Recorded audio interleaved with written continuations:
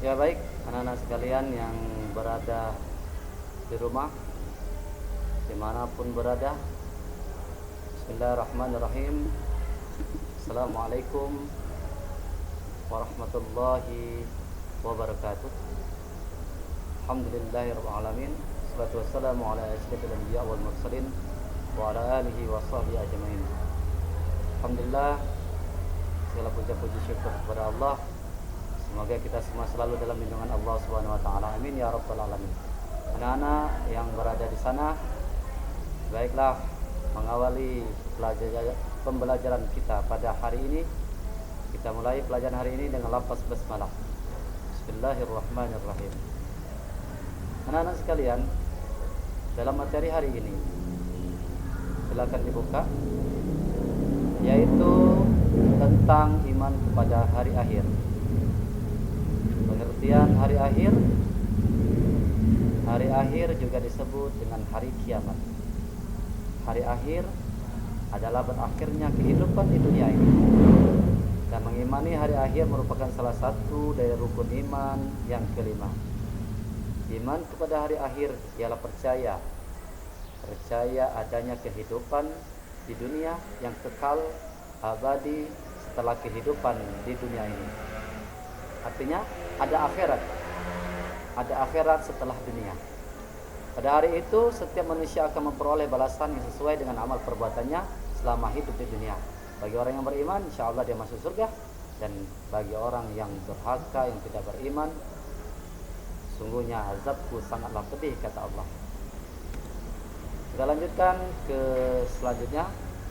Allah Subhanahu wa taala berfirman dalam surah At-Taha, "Inna sa'ata atiyatun akadu ukhfiha litujza kullu nafsin bima tas'a." Puji Allah, sungguh hari kiamat itu akan datang.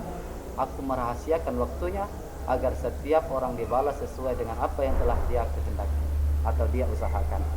Surah At-Taha ayat 15. Lalu Allah menyusuli dengan prinsip berikutnya, yaitu keniscayaan kiamat. Sungguh hari kiamat itu akan datang tanpa ada keraguan sedikit pun tentangnya. Namun Allah merahasiakan waktunya, karena itu siapkanlah untuk menghadapinya. Walaupun hari kiamat itu tidak dapat diketahui oleh siapapun, tetapi Allah Subhanahu wa taala menunjukkan tanda-tandanya. Lalu kemudian hari akhir atau hari kiamat itu menurut kejadian terbagi menjadi dua, yaitu kiamat sughra kecil dan kiamat kubra yaitu kiamat besar. Bagaimana kita lihat dari tayangan ini adalah salah satu kiamat sughra. Ya, kita lanjut, yaitu tanda-tanda kiamat kecil atau tanda-tanda kecil. Yang pertama, Allah tunjukkan dengan diutusnya Nabi Muhammad SAW sebagai Rasulullah. Dengan diutusnya Nabi, tidak ada nabi, tidak ada kenubuatan setelah Nabi Muhammad. Yaitu tidak ada nabi setelah Nabi Muhammad SAW. Yang kedua, yaitu wanita melahirkan tuanya, yaitu ketika orang tua kaya, anak jadi raja. Namun ketika anak kaya, orang tuanya sering dijadikan budak. Lalu makin sering terjadinya bencana-bencana alam, bumi banjir, bumi gempa bumi, tanah longsor dan kemarau yang panjang. Pembunuhan dan peperangan itu ada di mana-mana. Dilenyapkannya ilmu pengetahuan dengan ditandai meninggalnya orang-orang alim, orang-orang soleh, orang-orang yang berilmu. Lalu banyaknya timbul fitnah dan lain sebagainya. Lalu kemudian tanda-tanda besar atau kiamat kubra. Tanda-tanda besar itu, tanda-tanda besar merupakan tanda-tanda yang menunjukkan suatu atau yang menunjukkan sudah dekatnya peristiwa hari kiamat. Tanda-tanda besar akan datangnya hari kiamat antara lain sebagai berikut. Ketika matahari itu tadi sudah terbit dari arah sebelah barat. Lalu kemudian keluarnya binatang-binatang yang dapat bercakap-cakap seperti layaknya manusia. Munculnya Al-Mahdi. Lalu kemudian munculnya Dajjal, turunnya Nabi Isa alaihi salam dan lain sebagainya. Tapi perlu diingat, ketika Nabi Isa alaihi salam ketika turun ke bumi, bukan membawa ajaran baru, akan tetapi menegakkan kembali agama Islam yang telah banyak ditinggalkan oleh pengikutnya. Anak-anak sekalian, kita lihat tanda-tanda tadi, tanda-tanda kecil sudah, tanda-tanda besar sudah. Namun kita selanjutnya belajar tentang nama-nama hari akhir.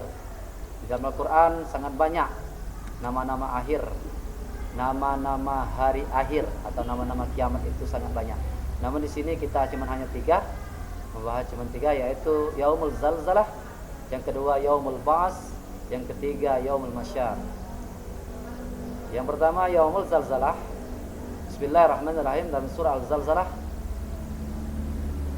Bismillahirrahmanirrahim. Idza zulzilatil ardu zilzalaha wa akhrajatil ardu athqalaha wa qala al-insanu ma laha yawma idzin tuhadditsu akhbaraha bi anna rabbaka awhalaha yawma idzi yasdurun nasu ashtatan liyuraw a'malahum wa man ya'mal mithqala dzarratin khairan yarah wa man ya'mal mithqala dzarratin sharran yarah.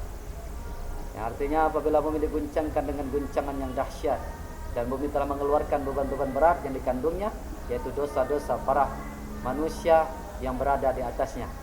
Dan manusia bertanya ketika itu terjadi, apa yang terjadi pada bumi ketika goncangan tadi?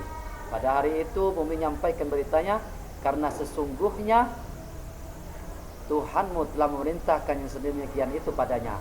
Pada hari itu manusia keluar dari kuburnya dalam keadaan berkelompok-kelompok untuk diperlihatkan kepada mereka balasan semua perbuatannya. Maka barang siapa mengerjakan kebaikan sebesar zarah, niscaya dia akan melihat balasannya, dan barang siapa mengerjakan kejahatan sebesar zarah, niscaya dia akan melihat balasannya pula. Nah, di sini telah diceritakan bahwa Yaumul Zalzalah, yaitu hari yang mana bumi ini ada goncangan yang begitu dahsyat, goncangan yang sangat dahsyat, dan bumi telah mengeluarkan beban-beban berat, beban dosa dari para manusia. Namun ketika itu manusia bertanya, ketika goncangan tadi manusia bertanya kepada mereka masing-masing apa yang sudah terjadi. Lalu kemudian Yaumul Ba'ats, yaitu Yaumul Ba'ats adalah hari dibangkitkannya manusia dari alam kubur. Pada hari itu semua manusia yang telah mati akan dibangkitkan kembali dari alam kuburnya. Semua yang berada di alam kubur semuanya dibangkitkan oleh Allah Subhanahu wa taala, dan itu pun atas izin dari Allah Subhanahu wa taala. Dia perlu diingat Yaumul Ba'ats, yaitu hari dibangkitkan dalam kubur. Lalu kemudian kita membahas tentang Yaumul Masyar. Yaumul Masyar adalah hari berkumpulnya seluruh manusia di padang masyar. Setelah manusia dibangkitkan dari alam kuburnya, seluruh manusia akan dikumpulkan di padang masyar, dari manusia pertama sekali yaitu Nabi Adam alaihissalam sampai manusia yang terakhir sekali mati. Nah, jadi semuanya seluruhnya makhluk Allah dikumpulkan dalam Yaumul Masyar tadi, satu tempat padang masyar. Baik anak-anak sekalian, alhamdulillah pelajaran kita telah selesai. Jangan lupa pelajaran yang telah kita pelajari tadi di rumah dibuka-buka bukunya, di rumah dipelajari lagi bukunya, supaya tetap ingat akan pelajarannya. Anak-anak sekalian, marilah kita tutup pelajaran hari ini dengan lafaz hamdalah. Alhamdulillahirabbil alamin, demi Allah yang telah memberikan manusia kepada jalan yang lurus. Wallahul muwaffiq ila aqwamit thoriq. Assalamualaikum warahmatullahi wabarakatuh.